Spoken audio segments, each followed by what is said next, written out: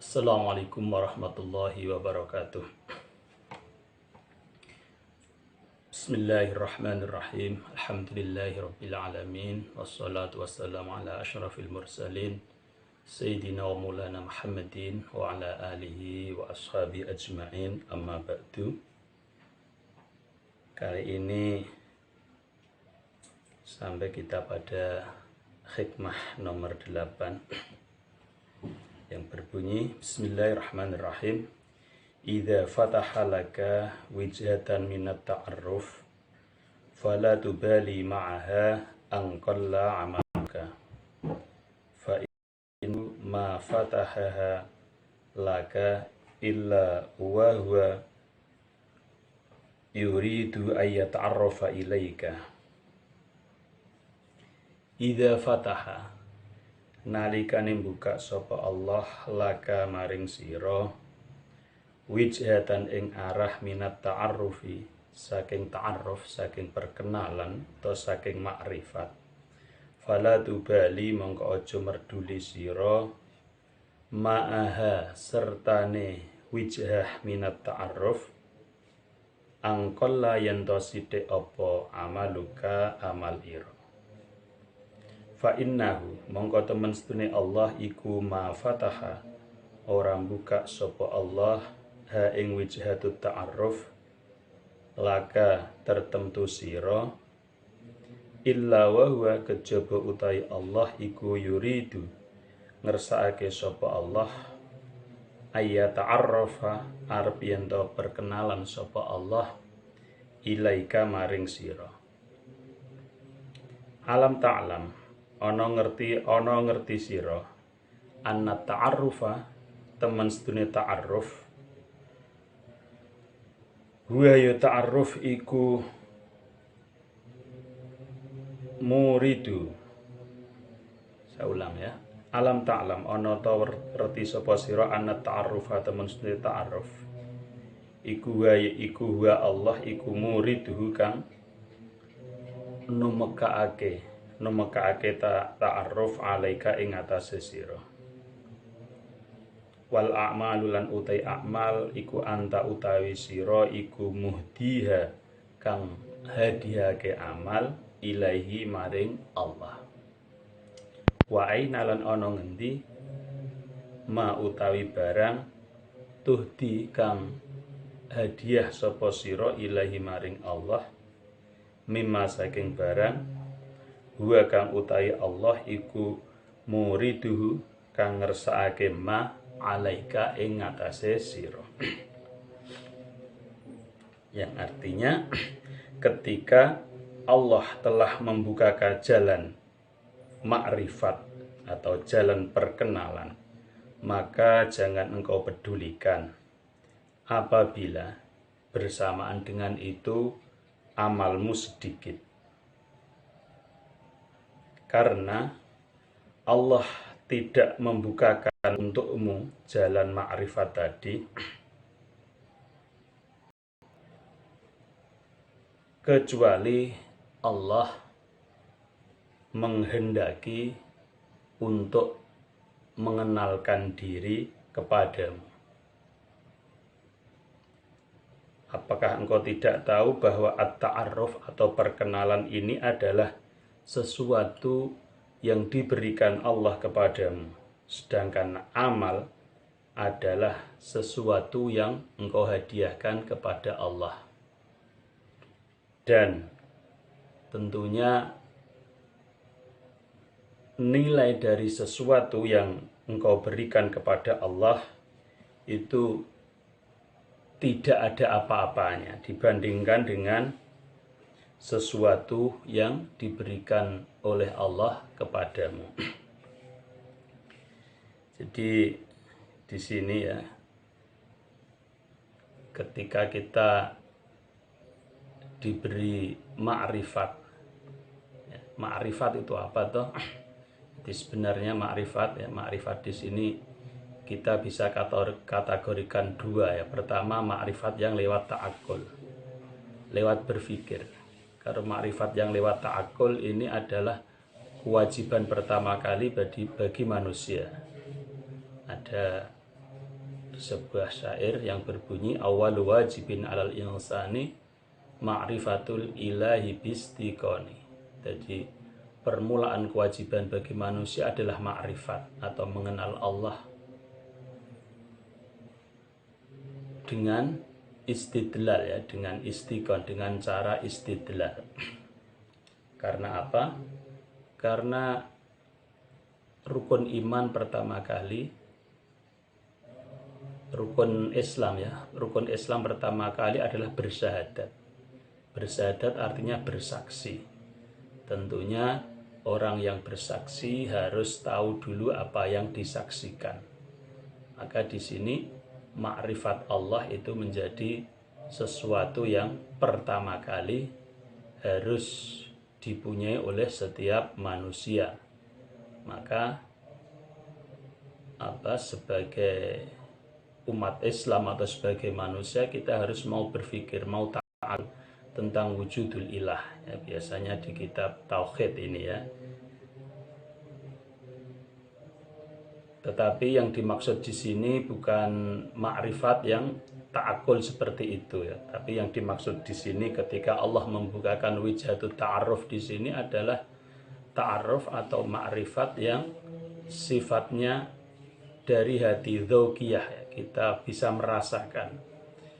merasakan wujudul ilah atau bisa merasakan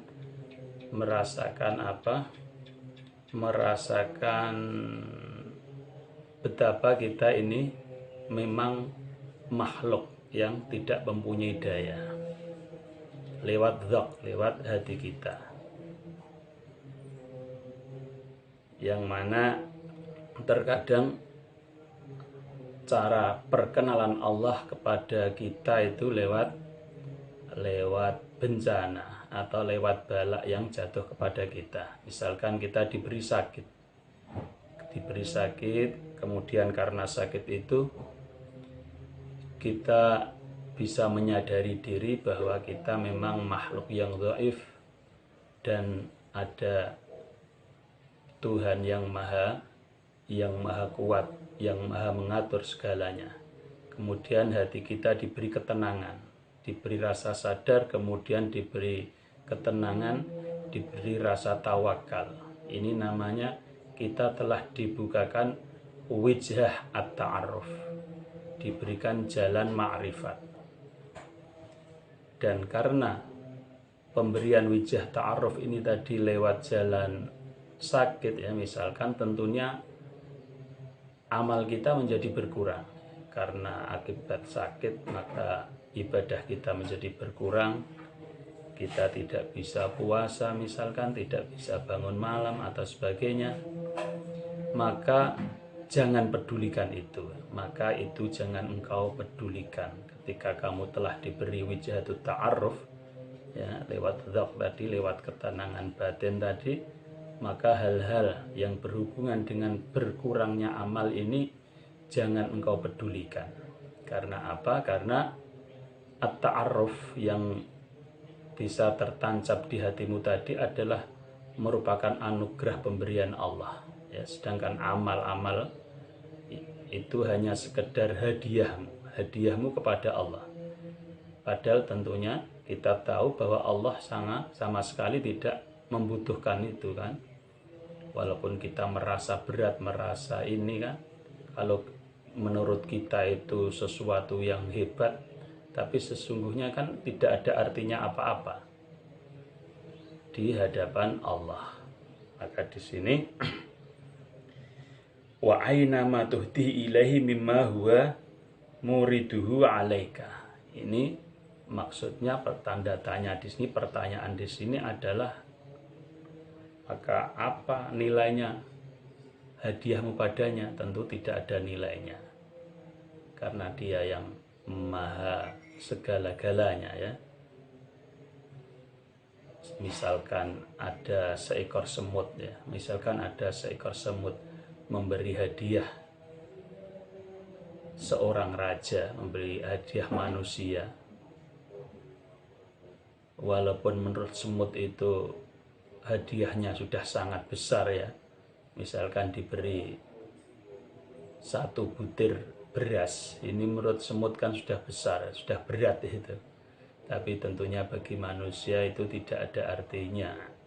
Begitu juga, apalagi ini Allah ya. Dia yang maha segalanya, tentunya kita beribadah pun hakikatnya tidak ada apa-apanya ya, tidak ada faedahnya dan tidak ada manfaatnya bagi Allah. Makanya dikatakan di sini